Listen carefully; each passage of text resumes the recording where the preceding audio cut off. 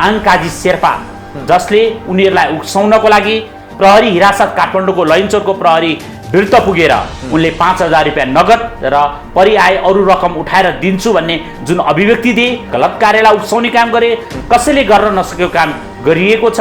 यो झण्डा जलाउने ऐतिहासिक काम गरेकोमा म सम्मान गर्छु जस्ता अभिव्यक्ति दिएर नेपालको संविधान, नेपालको प्रचलित ऐन कानुन सबैलाई बर्खिलाप हुने किसिमकाले आङकाजीले गरे। लामिछाने नाम गरेको व्यक्तित्वले आफूलाई अध्यक्ष रहेको दस्तखत गरेर हाम्रा अभियन्ताहरू जस्तो गरी भ्रष्टाचारका लागि यो लडिरहेका ज्ञानबहादुर साई, ज्ञानेन्द्र साई जसले त क्षमा पनि मागिसक्नुभयो। अब खबरदार तपाईहरूले जुन किसिमको रवैया देखाएर अहिले आउँदै हुनुहुन्छ नि, यो नेपाल क्रिस्चियन पत्रकार सङ्घ कुन चाहिँ संविधानको कुन चाहिँ धारामा टेकेर तपाईहरूले यस किसिमको सङ्घ जन्माएर देखाउनु भयो। संविधानमा कोही व्यवस्था छैन।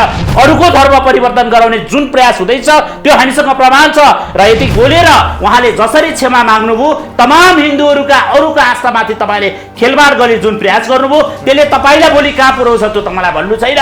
तर तपाईँले जे काम गर्नुभयो ठिक लागेन, किनकि म ज्ञानेन्द्र साईसँग म पनि समर्थक हुँ। मैले ज्ञानेन्द्र साईका हरेक किल्लाहरूमा म पनि उभिएको छु। तर ज्ञानेन्द्रजीले यो पछिल्लो कदम किन क्षमा माग्नुभयो, केका लागि क्षमा माग्नुभयो? बडा दशैंको अवसरमा पारेर टीका बहिष्कारको कार्यक्रम लिएर आउनुभयो।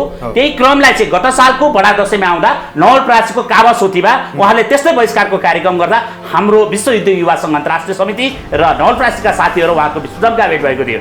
त्यहाँ हामीले उहाँलाई राम्रै सबक सिकायौँ भन्ने हामीलाई लाग्छ। गाईलाई राष्ट्रिय जनावर बनाउनुहुन्न, चन्द्रसूर्य झण्डालाई राष्ट्रिय झण्डा बनाउनुहुन्न भन्ने जस्ता तत्त्वहरू सक्रिय नभएका हो। नेपाली भएर बस्नुहोस्, नेपाली भन्दा बाहिर जानुभयो भने राम्रो हुन्न, यही नै चेतावनी हो। आङकाजी शेर्पाले के गरेनन् भन्ने कुरा होइन कि अब के गर्न चाहिँ बाँकी राख्छन् भन्ने कुराले महत्त्व राख्ला। हेर्नुहोस्, उहाँले बडा महाराजा विराट पृथ्वीनारायण शाहको तस्बिरमा थुके केही वर्ष अगाडि। गत साल पुस 27 गते जब थुक्छन् भन्ने सूचना हामीले पायौँ, उनको खोजी गर्न थाल्यौँ हामीले, उनी त्यसपछि कहीँ देखा परेनन्। चाहे एमसीसीको कुरा होस्, चाहे सीमाका कुरा होस्, हामी सडकमै थियौँ। त्यो बेला त्यहाँ कहाँ थिए? आज ठुल्ठुला कुरा गर्ने सामाजिक सञ्जालमा आएर गर्नेहरू मङ्गोल नेसन अर्गनाइजेसनको जिल्लाको कमिटीमा बसेर काम गरेको भन्ने कुरा प्रुफ हुन आएको छ। हामी एकाध दिनभित्र हामी केही व्यक्तिका नाममा किटानी जाहेरी दरखास्त दिन्छौँ, हिरासतको कठघरामा उभ्याउँछौँ।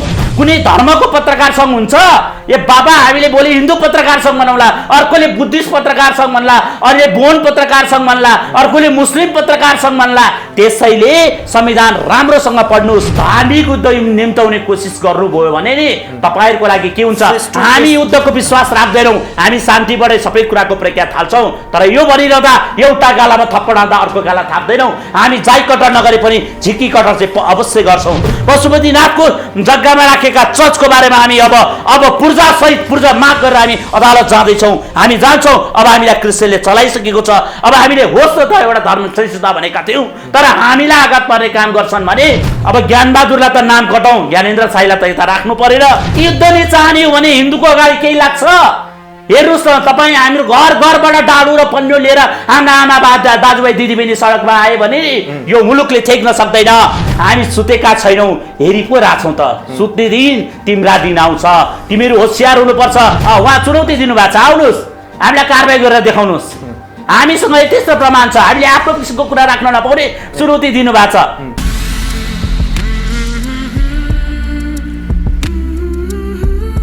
आदरणीय दर्शक महानुभाव नमस्कार। तपाईँ हेर्दै हुनुहुन्छ pnpkhabar.com र साथमा म रोशन घार्ती उपस्थित भएको छु। पछिल्लो समय एकजना गायकले म्युजिक भिडियोमा नेपालको राष्ट्रिय झण्डा जलाएर एउटा म्युजिक भिडियो बनाइसके पछाडि यो राष्ट्रिय बहसको विषय बन्यो। धेरै त्यस्ता नेपालको माया हुने व्यक्तिहरूले राष्ट्रिय झण्डा जलाउनु उपयुक्त हुन भएन भनेर बहस गरे र केही पक्षले भने उनको बचाउमा लागे।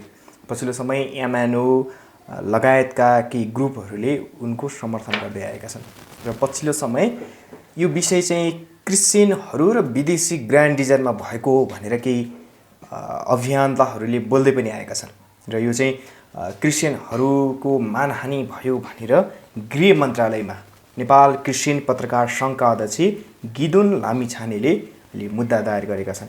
अभियन्ता ज्ञानबहादुर साई अर्थात् ज्ञानेन्द्र साई, ध्रुव विटेल, अभिषेक गिरी, आर्य अमृत बुद्ध पुरुषका नाममा चाहिँ उनीहरूले गृह मन्त्रालयमा मुद्दा दर्ता गराएका छन्। यस विषयमा हामीसँग कुराकानी गर्नको लागि हिन्दू युवा सङ्घका अध्यक्ष सागर थापा हुनुहुन्छ। यहाँलाई स्वागत छ।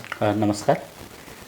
तपाईँहरूले जसरी एकजना गायकले नेपालको राष्ट्रिय झन्डा जलाएर म्युजिक भिडियो बनाएका थिए, यो चाहिँ उपयुक्त भएन, यो चाहिँ नेपालको हाम्रो राष्ट्रियतामाथि चाहिँ खबल पुर्याउने कार्य भयो भनेर जसरी आवाज उठाउनु भयो, जसरी उनको कारबाहीको माग गर्नुभयो, यसै गरी केही अभियन्ताहरूले उनको विरुद्ध मुद्दा पनि हाले, तर फेरि तिनी अभियन्तालाई फेरि यताबाट इसाईहरूले मुद्दा हालेका छन्।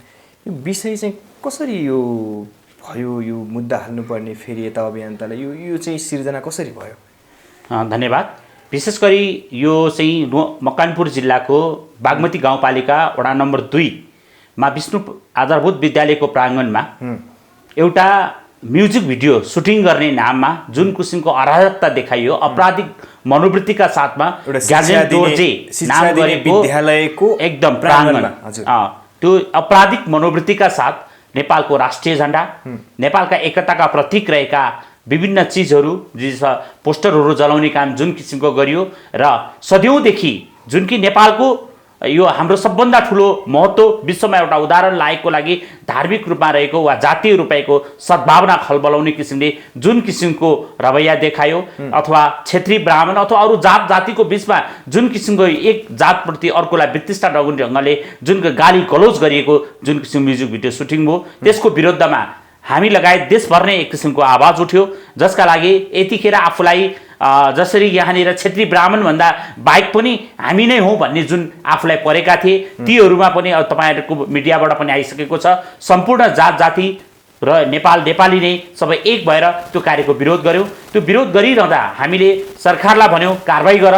सरकारलाई कारबाही गर्न हामीले जाहेरी दरखास्त दियौँ, हाम्रा साथीहरू गएर जाहेरी हाल्नुभयो। त्यसअनुसार सरकारले नभन्दै सरकारले पक्राउ पनि गर्यो।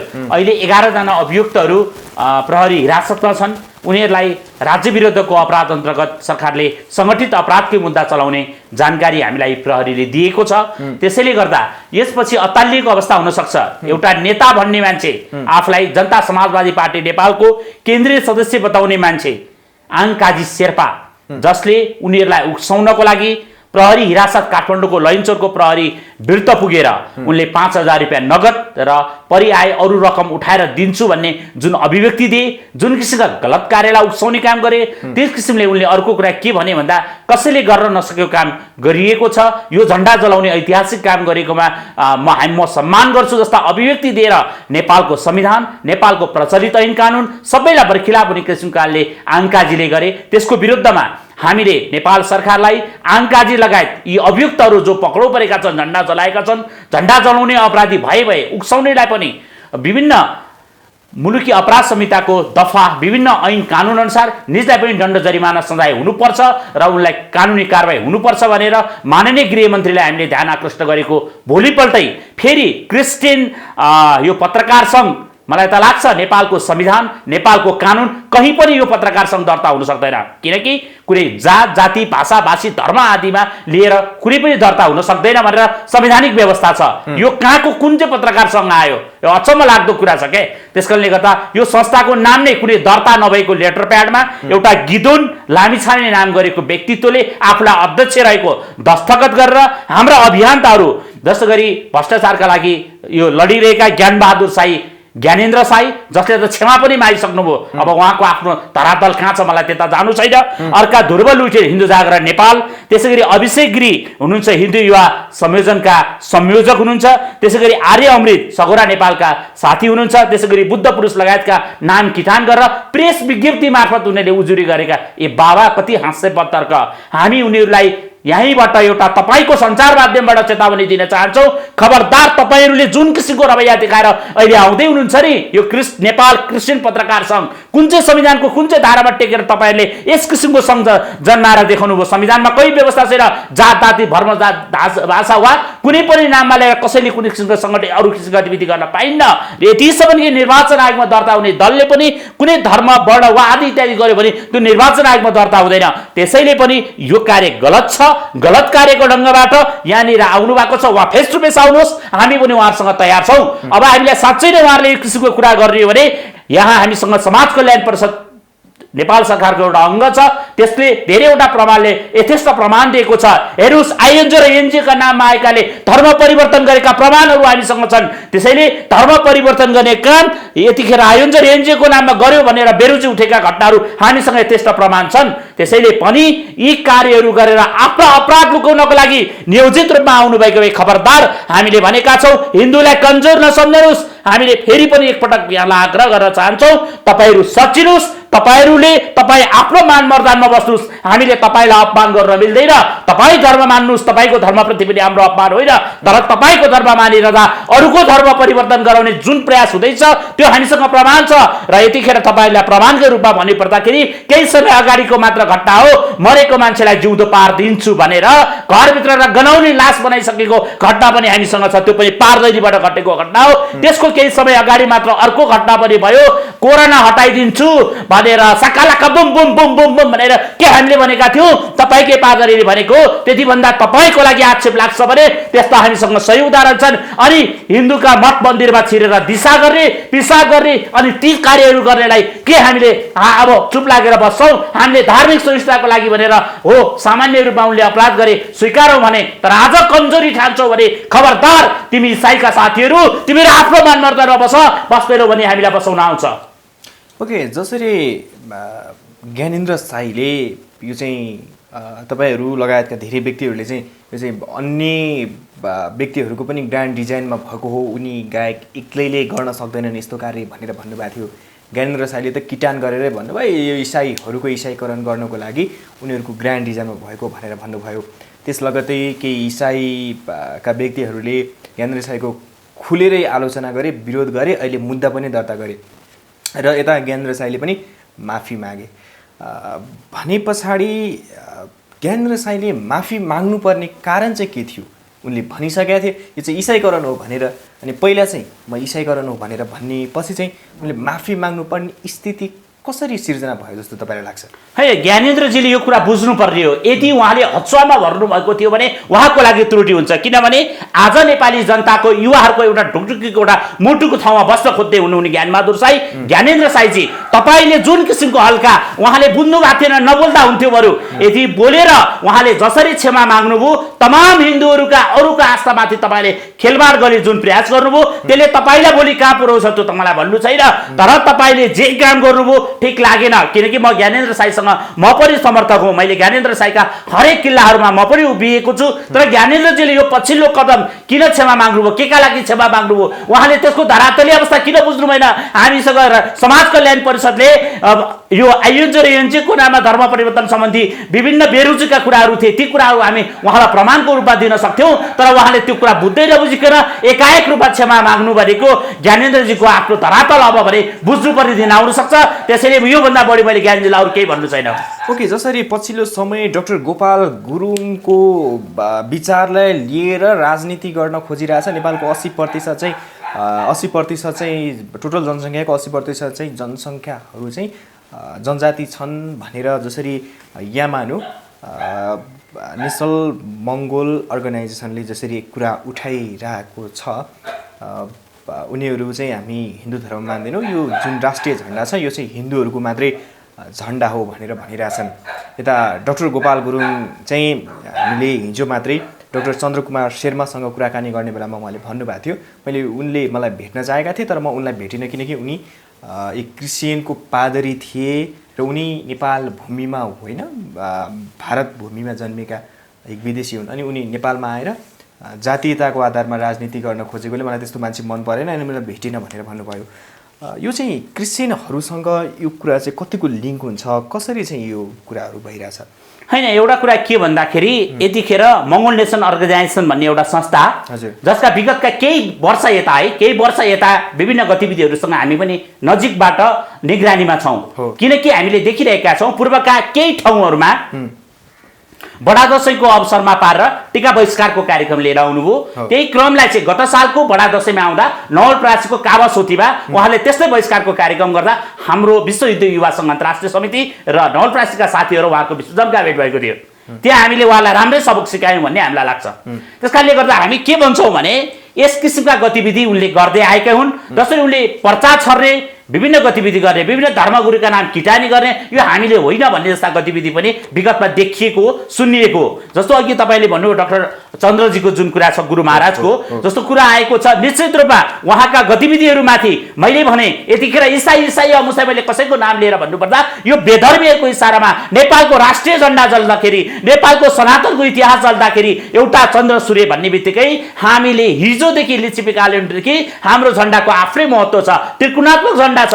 हामीले सनातन विधि विधान र यसको विज्ञान पनि छ। त्यसैले त संसारको एउटा झण्डा मात्र नभएर यससँग झण्डाको त्रिकोणात्मक भन्नाले के भन्दाखेरि त्रिकुश आकारको झण्डा छ। त्यसले मुलुकको साँच्चै हाम्रो झण्डासँगै हाम्रो यसको भौगोलिक अवस्थाको पनि चित्रण हुन सक्छ। हेर्नु भएको छ नि, अहिले भर्खरै मात्र नेपालको झण्डाको एउटा नाक निक्लिया छ, टुप्रुक्क निक्लिया छ नि, हाम्रो झण्डाको टुप्पो पनि त्यतैतिर इङ्गित छ।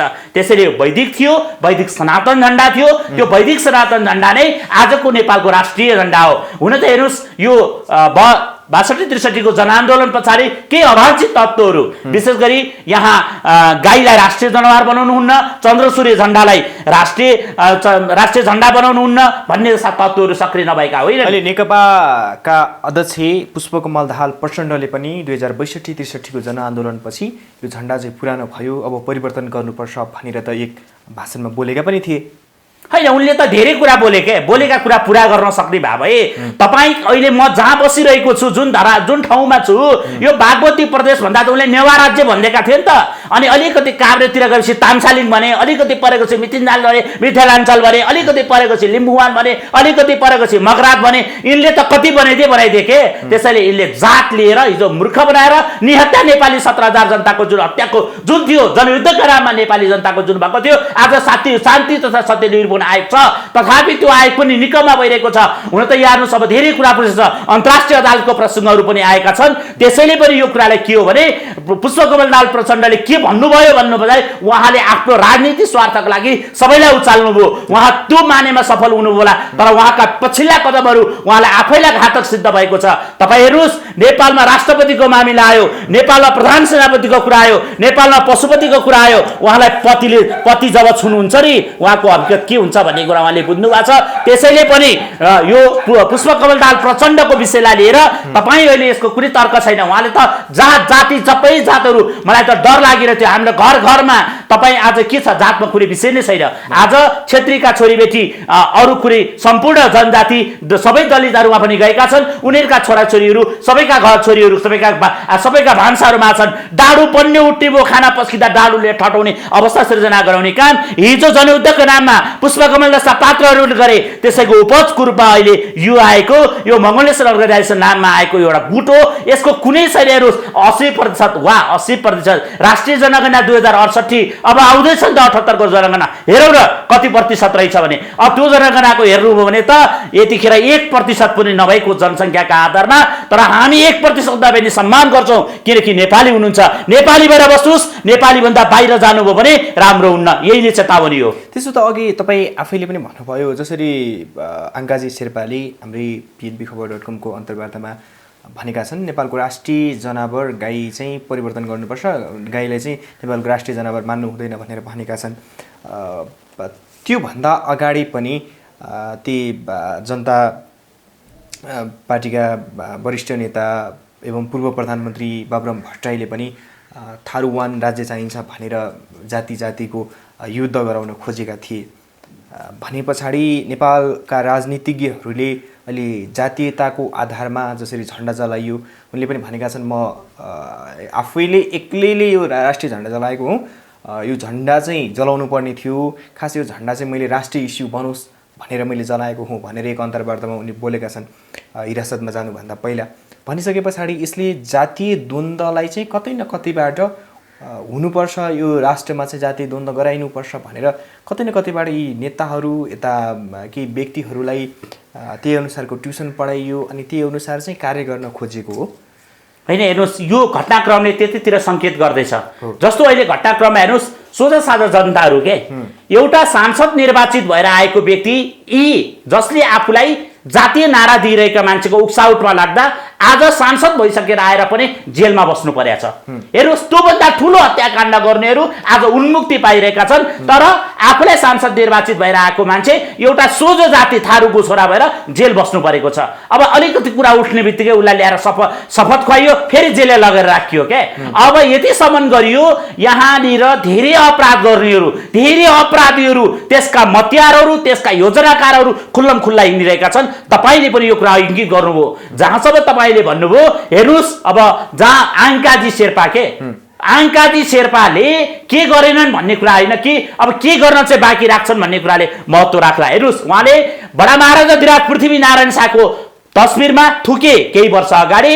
गत साल पुस 27 गते जब थुक्छन् भन्ने सूचना हामीले पायौँ, उनको खोजी गर्न थाल्यौँ हामीले। उनी त्यसपछि कहीँ देखा परेनन्, किनकि तिनलाई थाहा छ, डर छ तिनलाई, हामीले पनि केही गर्छौँ। अहिले यता कता हेर्नुहोस्, यो सामाजिक सञ्जाल फेसबुकमा आएर विभिन्न टिका टिप्पणी होइन, हामी मेचीदेखि महाकालीसम्म सङ्गठन भएका, ज्वलन्त हामी सङ्गठन रहेका युवाहरू हामीले भनेका छौँ, हामी कुनै जात जाति भाषाभाषीहरू वा धर्म वर्ण आधारितमा हामी भेदभाव गर्दैनौँ। तर नेपालको राष्ट्रिय झन्डामाथि, नेपालको अस्तित्वमाथि, गौमातामाथि कसैले प्रश्न उठ्छ भने त्यो बेला हामी चुप लागेर बस्दैनौँ। चाहे एमसिसीको कुरा होस्, चाहे सीमाका कुरा होस्, हामी सडकमै थियौँ। त्यो बेला कहाँ थिए? आज ठुल्ठुला कुरा गर्ने सामाजिक सञ्जालमा आएर गर्नेहरू त्यो बेला कहाँ थिए? हामी त सडकमा थियौँ, हामीले पानीका फोहरा खाथ्यौँ, प्रहरीका लाठी खाथ्यौँ, तर ती कहाँ थिए? त्यसैले हेर्नु, सजिलो सस्तो लोकप्रियताको लागि उचाल्न सजिलो छ, व्यवहारमा गर्न गाह्रो छ। यतिखेर आङ्काजी शेर्पा अनि ग्याल्जेन दोर्जेले त के भने नगरौँ, एउटा सामान्य पात्र हो, उसलाई त कानुनको दायरामा ल्याइसकेको छ।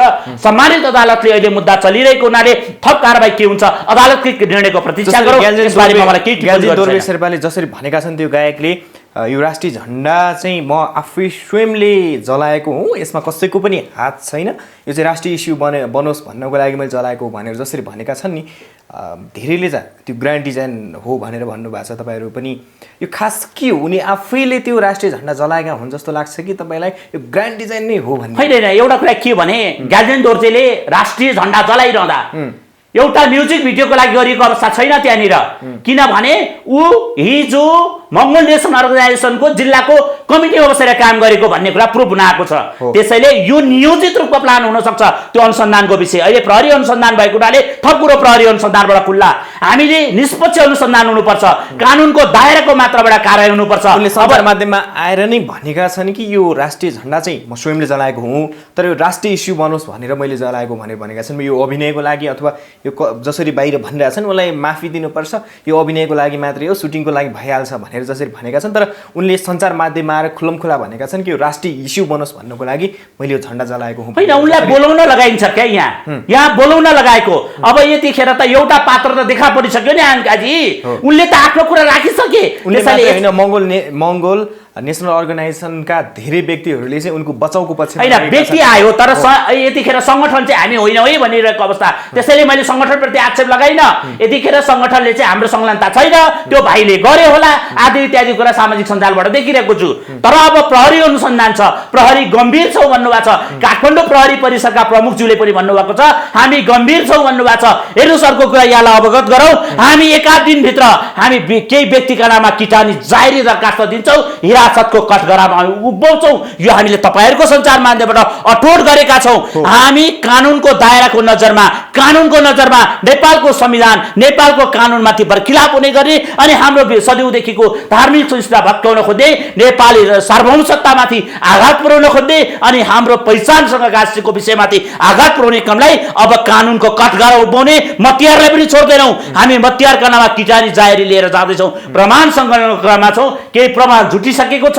त्यसले हामीले यस कुरामा हामी अगाडि बढिरहेका छौँ। त्यति मात्रै होइन, हाम्रा एकजना वरिष्ठ अधिवक्ता पूर्णबहादुर कार्कीको अन्तर्वार्ता कार्यक्रममा उनले भनेका थिए जसरी उनले झन्डा जलाए, उनको झन्डा जलाउनलाई प्रोत्साहन गर्ने, उनको बचाउमा पक्षमा लाग्नेलाई पनि जसरी झन्डा जलाएका थिए उनलाई पनि त्यतिकै कारवाही हुन्छ भनेर संविधानको धारा चाहिँ उनले बोलेको कुरा हामीले pnbkhबर.com मा राखेकै छौँ। तर तपाईँले जसरी अघि भन्नुभयो, यो क्रिस्चियन पत्रकार सङ्घका अध्यक्ष गिदोन लामिछाने चाहिँ फेस टु फेस आउनुहोस्, हामी चाहिँ फेस टु फेस कुरा गर्न चाहन्छु भनेर भनेका छन्। भनेको तपाईँहरू हिन्दू धर्म, हिन्दू सनातन धर्मलाई चाहिँ बचाएर अगाडि बढ्नुपर्छ, यसलाई चाहिँ बचाउको पक्षमा हुनुहुन्छ, उनीहरू चाहिँ क्रिस्चियन धर्मको पक्षमा छन् भने पछाडि फेस टु फेस आउनु भनेको तपाईँहरू अब धार्मिक युद्ध हुन्छ भन्ने सङ्केत गर्न खोज्नु भएको हो कि वार्ता मात्रै गरौँ, वार्ता मात्रै गरेर सुल्झौँ भन्ने के हो पछि? एउटा कुरा अत्यन्त क्लियर छ। हजुर, हामी नेपाललाई हिजोदेखि सदियौँदेखि अल्पमतप्रति सम्मान गर्दै आएका हौँ।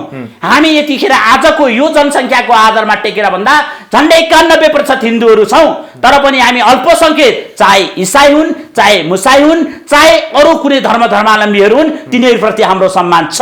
तर यतिखेर हामीलाई कमजोर ठान्ने ढङ्गले गिदोन लामिछाने जुन क्रिस्चियन पत्रकार सङ्घको अध्यक्ष भनेर आफूलाई दाबी गरिरहेका छन्, ती व्यक्ति को हुन् त चिन्नु त पर्यो नि, कस्ता अनुहारका छन्। त्यसकारणले आएर कुरा गर्नु पर्यो। नेपालको संविधानमा कहाँनिर व्यवस्था छ कुनै धर्मको पत्रकार सङ्घ हुन्छ? ए बाबा, हामीले भोलि हिन्दू पत्रकार सङ्घ बनाउला, अर्कोले बुद्धिस्ट पत्रकार सङ्घ भन्ला, अर्कोले बोन पत्रकार सङ्घ भन्ला, अर्कोले मुस्लिम पत्रकार सङ्घ भन्ला। त्यसैले संविधान राम्रोसँग पढ्नुहोस्। नेपालको संविधानको धारा, संविधानको विभिन्न धारा व्यवस्था आदि इत्यादि छ। नेपालको मुलुकी ऐनको अपराध संहिताको धारा 151 र 151 को 2 अनुसारको दण्डनीय अपराध तपाईँहरूतिर तेर्सियो भने नि तपाईँलाई गाह्रो हुन्छ। कुनै धर्म, जाति, वर्ण, विधा आदिको विषयमा लिएर तपाईँहरू जुन किसिमले आउँदै हुनुहुन्छ, खुला रूपमा आउनु, सल्लाह गरौँ, हामी पनि तयार छौँ। तर धार्मिक युद्ध निम्ताउने कोसिस गर्नुभयो भने नि तपाईँहरूको लागि के हुन्छ? हामी युद्धको विश्वास राख्दैनौँ, हामी शान्तिबाटै सबै कुराको प्रक्रिया थाल्छौँ। तर यो भनिरहँदा एउटा गालामा थप्पड हान्दा अर्को गाला थाप्दैनौँ। हामी जाई कटर नगरे पनि झिकी कटर चाहिँ अवश्य गर्छौँ। यो अवस्था आयो भने हामी उड्छौँ, त्यो कुरा पनि आउँछ। अर्को कुरा, तपाईँको सञ्चार माध्यमबाट आज पहिलोपल्ट घोषणा गर्दैछौँ, अब काठमाडौँभित्रका चर्चहरूबाट सुरु गर्दैछौँ। पशुपतिनाथको जग्गामा राखेका चर्चको बारेमा हामी अब पूर्जा सहित पूर्जा माग गरेर हामी अदालत जाँदैछौँ। हामी जान्छौँ। अब हामीलाई क्रिस्चियनले चलाइसकेको छ। अब हामीले होस् त एउटा धर्म सहिष्णुता भनेका थियौँ, तर हामीलाई आघात पर्ने काम गर्छन् भने, हामीमाथि प्रश्न उठ्छ भने हामी प्रत्येक पल पलको हामीलाई अब कानुनी मान्यता खोज्छौँ। किनकि हाम्रो पनि खोज, हामीलाई आपत्ति छैन। हामीले गलत गरेका छौँ। हाम्रा धर्म संस्कृति संस्कारका नाममा कसैले धर्मको आड लिएर कुनै मठ मन्दिरका कुनै किसिमको अवांछित कार्य छ भने त्यो हामी तयार छौँ, व्यक्ति विशेष होइन। अब हामीसँग यी कुराको बहस गर्नका लागि गिदोनजी तपाईँ कहाँ हुनुहुन्छ? आउनुहोस्, तपाईँलाई हामीले भनेका हौँ। गिदोनसँग हामीले कुनै दुश्मनी, तर यो पत्रकार सङ्घ चाहिँ वैधानिक हो कि होइन? जसरी अब ज्ञानबहादुरलाई त नाम कटाउँ, ज्ञानेन्द्र साईलाई त यता राख्नु परेन। ध्रुव लुटिल, अभिषेक गिरी, आर्य अमृत र बुद्ध पुरुष, किन ती त्यतिलाई मात्र भन्नुहुन्छ? लाखौँहरू छन् तपाईँहरूको प्रश्न उठाएका। तपाईँले गरेका मैले त 1-2वटा उदाहरण मात्र दिएँ, कति दिउँ उदाहरण? त्यसैले तपाईँहरूले हामीले धार्मिक सहिष्णुता, धार्मिक सद्भाव नखलबलियोस् भनेका हौँ। उनीहरूलाई फेस टु फेस आऊ भन्नुको मतलब चाहिँ उनीहरूलाई पाठ पढाएर एकचोटि चाहिँ सम्झाऊ भन्ने हो कि युद्ध नै गर्न? युद्धको लागि त बाबा यो गिदोनजी को हो भने? युद्ध नै चाहने हो भने हिन्दूको अगाडि केही लाग्छ? हेर्नुहोस् न, तपाईँ हाम्रो घरबाट डाडु र पन्यो लिएर हाम्रा आमा दाजुभाइ दिदीबहिनी सडकमा आए भने यो मुलुकले टेक्न सक्दैन। यति सामान्य कुरा बुझ्नुहोस्। गुठी विधेयकको विरुद्धमा हामीले सङ्केत मात्र के गरेका थियौँ? काठमाडौँको माइतीघर मण्डलाले त्यही दिन क्याबिनेट हल्लियो, त्यही दिन त्यो विधेयक फिर्ता भयो। हामीले त सुरु मात्र गर्नुपर्छ, तर हामीले भनेका छौँ त्यो दिन नआओस्। अहिले पशुपति क्षेत्रमा जसरी गुरु योजनाका नाममा आयो नि, एक दिनको शक्ति देख्नु पनि एकै दिन सरकारले घुँडा टेक्यो। आफ्नो गुरु योजना 1 महिनालाई पछाडि हट्यो, तर अब हामी आउन दिँदैनौँ। त्यस क्रमले यो कुरा बुझ्नुहोस्, हिन्दू कमजोर छैन। हामीलाई चलाउने प्रयास नगर भनेका हौँ। हामी सुतेका छैनौँ, हेरि पो राछौँ त। सुत्ने दिन तिम्रा दिन आउँछ, तिमीहरू होसियार हुनुपर्छ। म त भन्छु धार्मिक सद्भावना खलबलाउने काम यस्ता अभिव्यक्तिबाट आउँछ। त्यसैले विचार गरौँ, धार्मिक सद्भावना सहिष्णुता कसैले खल्ल बोलाऊ। सबैले आफ्नो किसिमको एक हौँ। तपाईँहरू आफ्नो मर्यादामा बस्नु गिदोनजी। तपाईँहरू अगाडि आउनु खोज्नु भने गिदोनजी, तपाईँहरूको लागि त के हुन्छ भन्नाले तमाम तपाईँहरूको विश्व भोलि आएर द्वन्द्व मच्क्यो भने त्यसको मतियार तपाईँ र सरकार हुनुपर्छ। अब जसरी ज्ञानेन्द्र साई, ध्रुव लुइटेल, अभिषेक गिरी, आर्य अमृत, बुद्ध पुरुष लगायतकालाई जसरी मुद्दा हालिएको छ, अब चाहिँ तपाईँहरू कसरी अगाडि बढ्नुहुन्छ? के छ तपाईँहरूको योजना? अघि भने जस्तै तपाईँले होइन, आज ध्रुवजीले लाइभमा आएर भनिसक्नु भएको छ, त्यसै गरी अभिषेक गिरीजी आउनु भएको छ, त्यसै गरी मैले आर्य अमृतजीहरू पनि लाइभमा आइसक्नु भएको छ। उहाँले चुनौती दिनुभएको छ। अभिषेक जोशी उहाँ चुनौती दिनुभएको छ, आउनुहोस् हामीलाई कारबाही गरेर देखाउनुहोस्। हामीसँग त्यस्तो प्रमाण छ, हामीले आफ्नो किसिमको कुरा राख्न नपाउने चुनौती दिनुभएको छ। त्यसैले गर्दा यतिखेर मैले भने नि यो क्रिस्चियन महासङ्घ कुन सङ्घ हो थाहा छैन, नाम सङ्घ छ तर यो नेपालको संविधानमा दर्ता हुने व्यवस्था छैन। त्यसैले त्यो सङ्घका नाममा आउनुहुने साथी तपाईँ विचार गर्नुहोस्, उहाँले त चुनौती दिइसक्नु भएको छ। ठिक छ, एकपटक अभिषेक गिरी, एकपटक ध्रुवराज रुइटेल, एकपटक तपाईँले आर्य अमृतजी बुद्ध पुरुषलाई चलाएर त देखाउनुहोस्। तपाईँले ज्ञानेन्द्र साई त गलाउनु भयो, उनको त कुन के भूमिका थियो र थाहा छैन उनको बारेमा, मैले अघि नै भने म यतातिर जान्न भनेको छु। त्यसैले भोलि तपाईँले ती चिजहरूमा राज्यले पनि आजसम्म उहाँलाई फोन पनि गरेको छैन, सम्पर्कमा आएका पनि छैनन्, त्यसैले यतातिर हामीलाई जानु पनि छैन। त्यसैले यो कुरा यहाँहरू मार्फत हेर्नुहोस्, यहाँ त उजुरी त धेरै प्रकारको हुन्छ। केही दिन अगाडिको मात्र 30कै प्रसङ्गमा थियो भनेको तिनीहरूले यसो जिस्काउन मात्रै खोजे होइन भने उजुरी भनेको प्रेस विज्ञप्तिबाट हुन्छ भने कस्तो अचम्मको कुरा के। उजुरी भनेको त त्यहाँ गएर लिखित हुन्छ, हामीले 3 दिन अगाडि गएर लिखित दिएका छौँ के। उजुरी त त्यो हो त, प्रेस विज्ञप्तिबाट उजुरी हुन्छ। त्यस कारणले यी कुराहरू भनेको केलाई ठटाएर केला तर्साएको जस्तो गरेर हुँदैन। तपाईँहरू आफै त्यो दिन आउन सक्छ। त्यसैले क्रिस्चियन अगुवा साथीहरू, क्रिस्चियन महासङ्घका जिम्मेवार साथीहरू, सिपी गहतरा जस्ता विद्वान साथीहरू पनि त्यहाँ हुनुहुन्छ, उहाँहरूलाई पनि यो मेरो यही तपाईँको सञ्चार माध्यमबाट उहाँहरूलाई अनुरोध छ, सम्हाल्नुहोस्। सम्हाल्न सक्नु भने बाटो चिप्लो छ, चिप्लिनुहुन्छ, भिरायो पहिरो गइरहेछ, कतै पहिरोमा लड्नुहुन्छ। त्यसैले सम्हालिनुहोस्, सम्हालिनु भएन भने हामीलाई सम्हाल्न आउँछ। यही तिनी हाम्रो होसियारी हो। हस्, यहाँको समय विचारको लागि धेरै धेरै हस्, हाम्रो पनि विचारहरू सम्प्रेषण गर्न दिनुभयो र धार्मिक अभियन्तालाई तर्साउने नाममा क्रिस्चियन वा कसैले गर्ने कार्यहरू गरिरहेको छ भने ती कार्य हाम्रो लागि किमार्थ स्वीकार्य छैन। हाम्रो अभियन्ताहरूले आइसक्नु भएको छ। यति भन्दै समय र सन्दर्भका लागि PNP मिडिया र भाइ रोशनजीलाई पनि विशेष धन्यवाद।